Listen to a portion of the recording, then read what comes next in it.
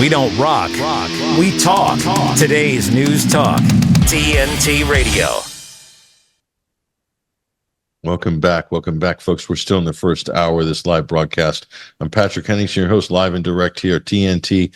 Today's News Talk, and a big hello and a big thank you to everybody in the TNT chat community. Great to see our community thriving there. That's where you want to be hanging out during the show. You can access that, TNTradio.live, just down in the lower right-hand corner, the red bubble. That's the chat community. Log in, stay logged in all week, and get involved, folks. You can also access that through the TNT app, which you can download on Google Play or the Apple Store as well, the App Store. I want to change gears here. We'll go into the U.S. Side of things. Much has been made, of course, and there's plenty to unpack after the great debate last week. It wasn't that great in terms of the substance of the debate, but it's been a great tumultuous backlash following the debate, as Joe Biden seemed to be in total collapse and free fall in his terms of his public image. No surprise to any of us that have been watching this closely, nor is it a surprise, I'm sure, for our next guest, Trish Wood, independent journalist, who's joining us on the line right now. Trish, I'm sure what happened last week, as tragic as it was to watch that train wreck unfold, you, I'm sure, were not surprised. Neither were many of our colleagues. We've been talking and warning about this for years. Suddenly, though, it's acceptable discourse in the mainstream. Isn't this incredible, Trish?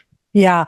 Well, I'm one of those people who didn't feel too sorry for Joe Biden, because for me, this eclipses any kind of sympathy I might have had for him, in the sense that in order to maintain this massive Watergate eclipsing cover-up, the amount of lying, deception, and gaslighting against the American people, and indeed all of us, the G7, everybody is somehow now involved in this awful story if you start peeling it back. So I just saw a guy who was not able to give up power. I saw a guy who lies easily, and a guy whose family and the people around him lie easily to the American public. So I was not as sympathetic. Everybody's saying elder abuse, but, I suppose it is. But you know what? Here's the thing, Patrick.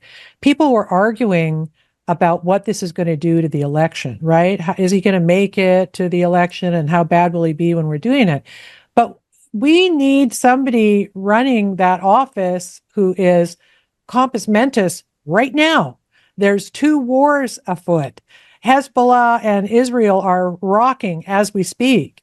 We cannot have somebody who doesn't even know what day of the week it is as commander-in-chief, for one thing, and in the Oval Office, secondly, and not able to run this cabal of, neocon creeps who surround him. So it was shocking to me to see the debate in America and elsewhere in the world devolve so deeply into this merely as a political question.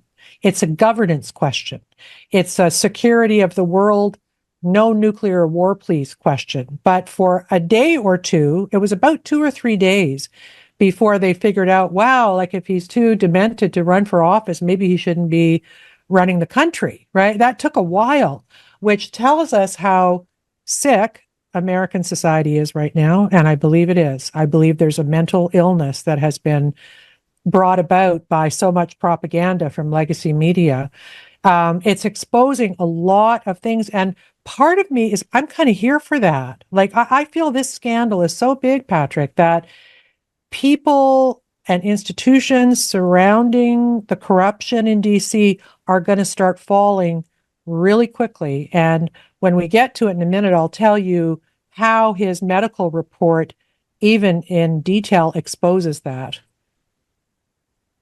Well, let's talk a little bit about his health. Much has been made of the cognitive decline. That was evident, right at the 2020 presidential campaign. In the primaries, we were also seeing him stumble, but that was a much more whippet-like Biden in comparison to this sort of decrepit, geriatric, early onset dementia, Parkinson's, maybe not even early onset, but we've seen him sort of as the angry Biden during speeches, clearly hopped up on meds. I don't think that's an exaggeration. No, for some of no. those, fist pounding his fists, clenching his fist, not able to get out of the fist, and kind of this angry curmudgeon, very unsightly, very off-putting to a lot of people. And as you said, Trish, there has to have been some kind of a cover-up here along the way, because this isn't something that's normal. Americans were not used to seeing this. Even with Reagan, he wasn't in this, with all his issues after being shot by John Hinckley Jr. Yeah, it was much more subtle with Reagan. This is something on another level. Yeah, go well, ahead. And even away on another level. Like you said, early onset, and let me just be clear about what that means. Early onset usually means that you've got dementia at a young age, right? And so what we're looking at here is probably appropriate onset, mid heading into perhaps even late stage, because he's not functioning right now. He's not functioning. And what is being debated about a possible prognosis? It's very clearly cognitive. It's some form of dementia. It's either Parkinsonian, and I'll tell you why they're saying that, or something called Lewy body. Lewy body dementia is what Robin Williams had. It's actually the reason he killed himself. It's a very tormenting, with hallucinations and all kinds of awful things going on. The Parkinsonian one that has come from a neurosurgeon who wrote into Alex Berenson, the great COVID reporter. And he thinks that, for a reason I thought that too early on, which is the shuffling gait and the freezing. The freezing is very, very Parkinsonian. And I used to know a senator actually in DC at parties. They would say, if he freezes, put your hand on his back, and that kind of releases whatever brain freeze happens in that moment, and they can start moving again. And you'll see that that's how they're kind of moving Joe when he freezes. Someone puts a hand on him and he's able to kind of propel himself forward again. I shouldn't laugh, but this is absurd. Like, we're talking about the President of the United States. We're breaking down, you and I, two amateurs, in an interview, a medical discussion that should have been happening in the White House 2 or 3 years ago. And here's what I think. Here's the scoop that I think is coming. I believe there is another medical report. This is the one that I looked at. This is from February 2024. It's the official White House doctor, whose name is Kevin O'Connor. He was the doctor for Beau Biden, one of the advisors when Beau was dying of cancer. So I think he and Biden are quite close. But here's why I think that there's a second medical report. This one says he's fine. This one did not do any cognitive testing. Now let's just stop and think about that. Here is a doctor 5 months ago. We know what bad shape Biden was in 5 months ago, who does a medical workup on this guy and doesn't do a cognitive test. I mean, think about that for a minute. It makes absolutely no sense. I think it borders on malpractice. And I'll talk a little bit more about that, what it says in the report that's scary and is implicating Walter Reed Medical Center, one of the big universities. Apparently some hotshots all looked at this and agreed that the president is fit for duty and can fully execute all of his responsibilities without any exemptions or accommodation. That's clearly not true, right? So the reason I think there might be another report, maybe a secret report done by maybe a Biden family retainer in Delaware, or someone who is maybe justifying keeping it secret because of HIPAA, which are these really onerous medical privacy laws. Biden has something cognitive, whatever kind of dementia it is, that requires treatment. It requires treatment early on. And the longer a person has to stave off these terrible effects is in some ways commensurate with how soon you start the meds, right? This report doesn't mention any dementia meds. So, and they can't, because it's not saying he has dementia. So they are either withholding dementia drugs from the president on the basis that they don't want anybody to know and ruin their big chances for another 4 years, or there's another medical report by another doctor, or indeed maybe this doctor, I'm just guessing here, that allows them to prescribe the kind of prophylactic drugs a dementia patient gets the minute they've been diagnosed. It's instantaneous.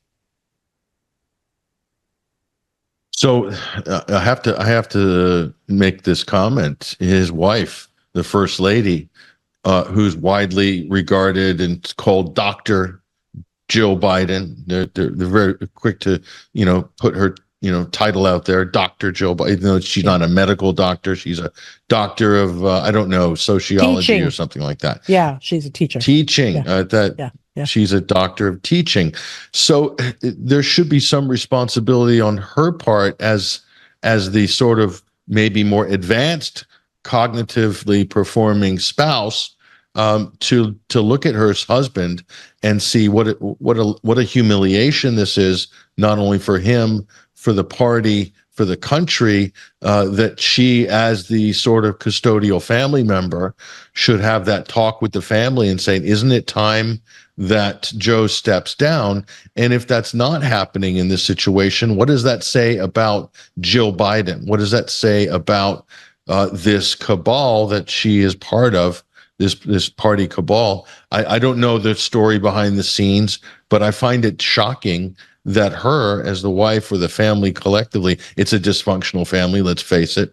Hunter Biden, he's crack and all the other vices and everything like that. Yeah. But the wife seems to be compos mentis. Shouldn't she take the lead here?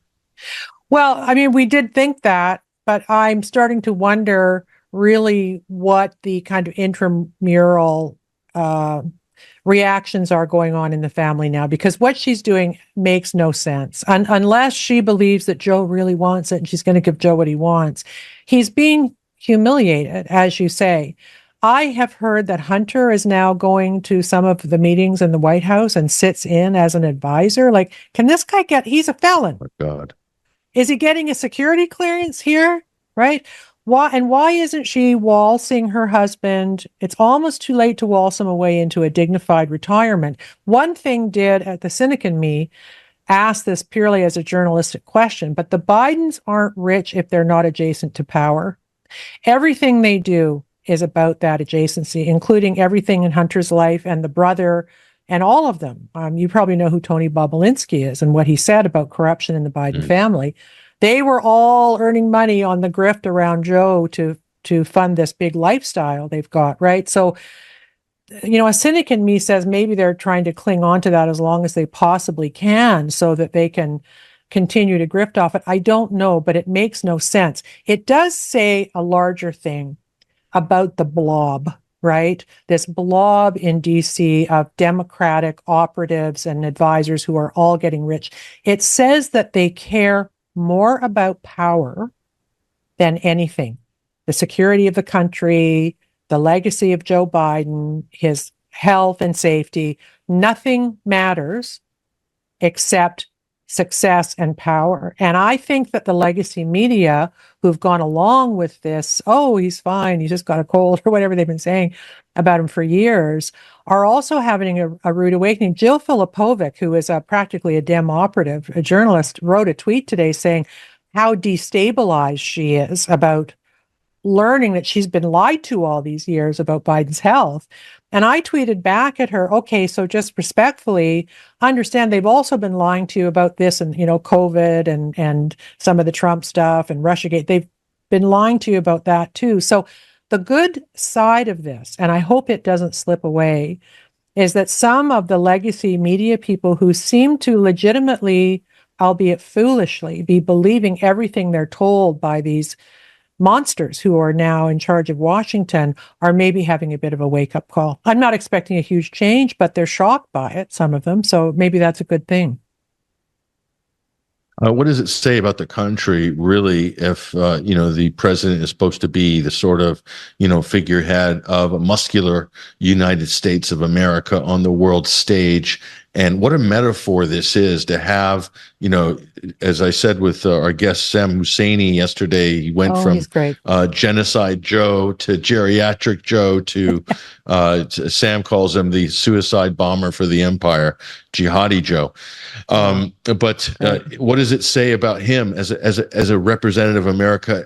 What does that mean about American the American hegemon, the American empire. I mean, it's so ironic on one level that this situation would be allowed to persist. And here we are, and we're all watching it happen in real time. Yeah, I mean, I'm quite unsettled by it, but I've been unsettled by so many things for so long now that it's starting to feel normal to be this, upset about things. But it did open the door. Like Obama was out there disgustingly the day after saying, "Oh, he only had a bad day." What a liar. Do you think Obama doesn't know that he's got dementia? So this is bad. Like Obama revealed himself immediately. Fauci yesterday gave an interview where he said, "Oh, it was just a cold."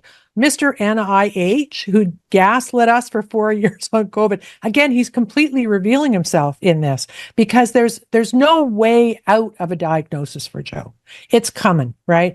A whistleblower will step forward, a doctor who wants to keep his license, or somebody will step forward and say, "Yeah, we've known since XYZ, we did the test on him and we've known about it." So all these people stepping forward now to push it back into the bottle, like the genie, are exposing themselves as operatives who do not care about the American electorate. But I just want to directly address what you just said.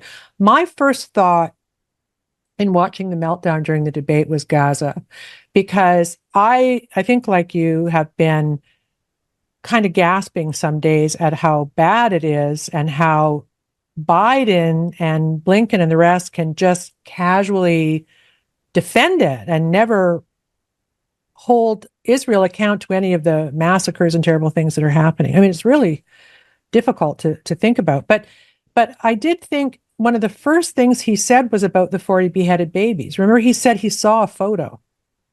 He said he saw a photo of something that didn't exist. And I thought, as I was watching him in the debate, is this why the foreign policy is so nuts right now? Because the commander-in-chief cannot rein in these crazy neocons left behind by Hillary Clinton who want war with Russia and Iran and everybody else in the region. So obviously it's going to have an effect on the decisions he makes. And you mentioned earlier the yelling he does. He seems to yell to compensate for not thinking clearly.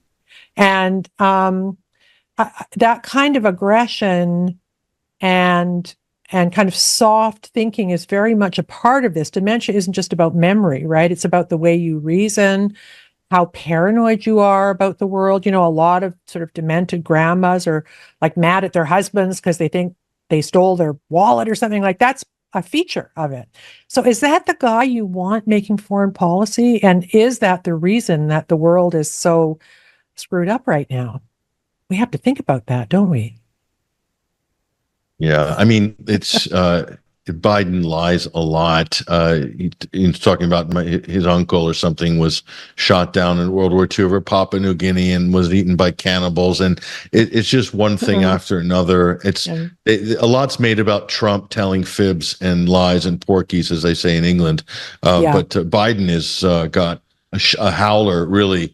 Every couple of days or a week, and on big stuff like the situation you said in Israel. And that's not a small thing if you consider all of that October 7th propaganda that was used to justify Israel's what is effectively an ongoing genocide.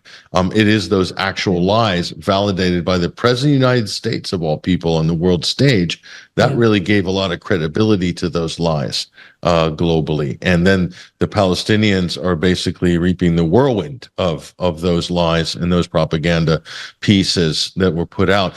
Ukraine as well. There's another sensitive World War III trigger going on there. So in the Middle East and Ukraine, Joe Biden's not the chief executive. It's now accepted that he is not in charge. How long has that been going on? I would say right from the beginning, to be quite frank. And what does that say about the system of politics and power in the United States and Washington? You have people that do not want to relinquish power. They put the wrong person in. He should have been cycled out earlier for the good of the country. That didn't happen. And look where we're at. The worst possible situation, I would say, in my lifetime, and maybe the next generation, older generation would say in their lifetimes.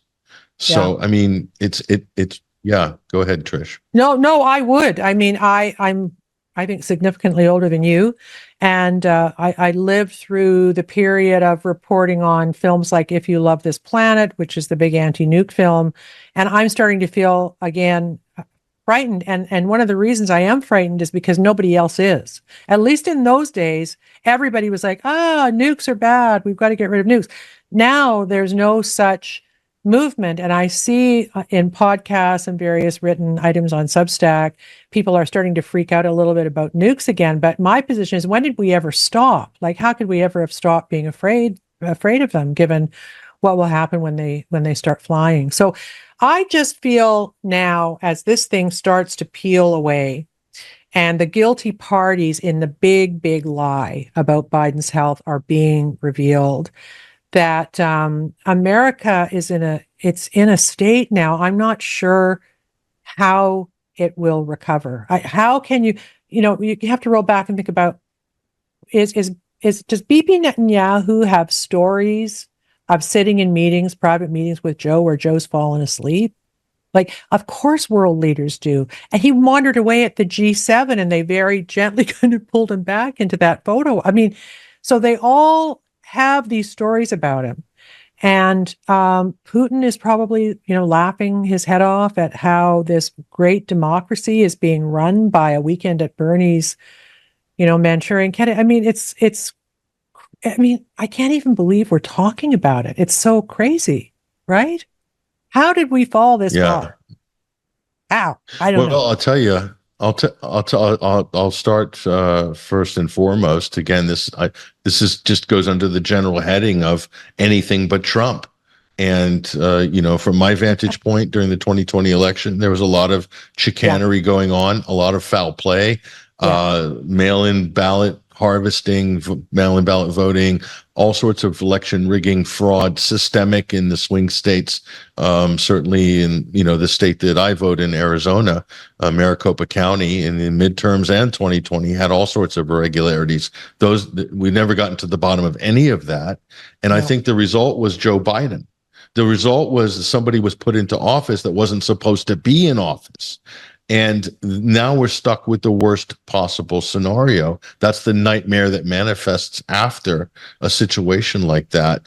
Nothing good can come from a fraudulent election in the United States on a national level. I mean, it's really the worst possible sum of all fears. That we'd get somebody that's so decrepit and out to lunch, and we're at the precipice of World War III, the doomsday clocks, right? The last 15 seconds. Yeah. That's where we're at right now.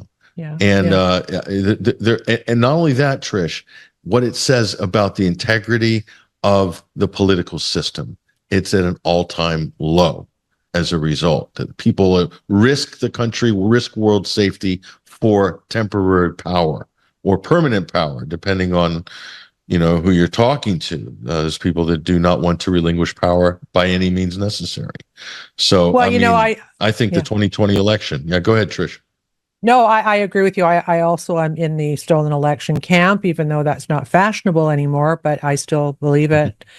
And I have my own reasons based on some reporting I'm going to be releasing soonish. But just to say what you said about integrity, I mean, there's no integrity. Like, we are now in a situation where the people running, like the blob, as I call them, are so completely immoral. I mean, they're so totally untethered from the idea that they're there to serve the people, completely untethered from that this even feels like new territory for me. I said in a piece I wrote about Biden in my Substack last week that joking kind of like this is Khmer Rouge territory. But the reason I said that is because these movements in history that do terrible things that they convince themselves are for a good reason are the most dangerous people of all. And probably if you asked any of these $250,000 a year consultants that are all around Biden and his Ron Klain and all those people, they think they're keeping the world safe from Donald Trump. And my question is that Donald Trump is not the guy that they should be fearing, although they've made the public fear him with their own propaganda. So my question is, are they now believing their own propaganda about Trump in order to justify what they're doing, because that's their default, right? It was, even in the debate, you could tell how he was prepped. He was prepped to say he's a liar, right? He said it over and over again. That was his default position, to say that he's a bad guy who screws around on his wife. And there was one other repeated talking point there. Oh, and they also used the very fine people lie again, right? So they don't have really an argument against Trump. I mean, I suppose somebody could make them. I don't think Trump's perfect, and he was bad on COVID, and I think he'll probably be more friendly to Israel in the way that this is going to shake out than I would like. But the stuff they're going after him on is, most of it's nonsense. So this is not a noble campaign of lies. It's not a noble lie to save the republic from the terrible authoritarian. It's not that at all. It's them trying to hold power for power's sake. And that brings us brazenly and squalidly into a new era for me politically. And I think because it's so brazen. Maybe they've always been that way, Patrick. I don't know. I always thought there were good people in there too. But now it just feels like it's the whole system is so corrupt. Whistleblowers will come out. Somebody, I hope, will come out of the White House and say, yeah, we've known this. We've been secretly treating him. We've known it all along. Somebody will come out and start talking. And then hopefully there'll be hearings about it, like Watergate hearings, and we'll get the truth. Well, Nancy Pelosi certainly knows that she, among others, pushing for the 25th Amendment in just the latter days of the Trump administration, knowing that Joe Biden was coming in. I mean, that wasn't for Donald Trump, the 25th Amendment, to remove the president for health or senility reasons. So somebody knows. I think it's personally, Trish, I think it's the Uniparty struggling to stay in power, struggling to maintain their shape. Among other forces, populist forces that are coming in the fore. They're just not managing it very well. Now we're starting to see the real dysfunction of the Uniparty. It's almost like, this is the Sovietization of U.S. politics, entrenched power to such a degree, it's almost like Soviet times. I know we don't have the communist economic system per se, but in terms of politics, it's kind of nearly there. So it's like, Mikhail Gorbachev versus, Leonid Brezhnev there. I mean, we have two sort of aging politicians. There's nobody young and dynamic apparently available in the country who's got any decent ideas, who can hold power. I mean, I just we've got a minute left here and we're going to break, Trish, but your final thoughts before we go. Well, I feel that the next couple of weeks are, if my instincts are correct, are going to be explosive, because the cover-up is big. This is all about cover-up. It's not about an election. It's about all the people, including maybe Walter Reed Army Medical Center, everybody at the White House. Karine Jean-Pierre got busted in another whopper. Yesterday, she said, we didn't do any medical exam after the debate. Today, the governor said, oh, yeah, they actually did one. Like, every day there's a new lie exposed, and they can't keep this going. The bigger the cover-up, I think once the dam breaks, it's going to start falling quite seriously. And as I said earlier, I'm here for it. I'm sick of the lies. And I think that the people in the White House press corps, I was an old school journalist too, should get up and walk out on her. She lies every day, and they don't have to accept it. As a team, they should walk out. And she has been very instrumental in this herself. So we'll see what happens. Stay tuned. Well, she's being lauded as a team player. She got a seat for her at MSNBC ready should she be jettisoned from that job, just like her predecessor, Jen Psaki. So that seems to be the revolving door. Trish Woods at Wood Reporting on X, Twitter. Trish, I really appreciate you weighing in on these very important matters this week. Happy to do it. And my final thought is that they are saying they might not let Ukraine in because it's too corrupt. Did you see that? There was a story this morning. I know. Wow. I mean, what an epiphany! What an epiphany! It's just crazy. So that's another story. But take care, Trish. You Take too. care, Trish. Trish Wood, ladies and gentlemen, great independent journalist and also filmmaker. You can follow her on social media to stay up to the date. I do as well. Look, we'll take a break right now with TNT and connect Basil Valentine, our political editor at TNT, on the other side for the bookies' favorite. For the replacement for Joe Biden. Looks like somebody's moved into the pole position. We'll find out who on the other side. Stay with us. We'll be right back.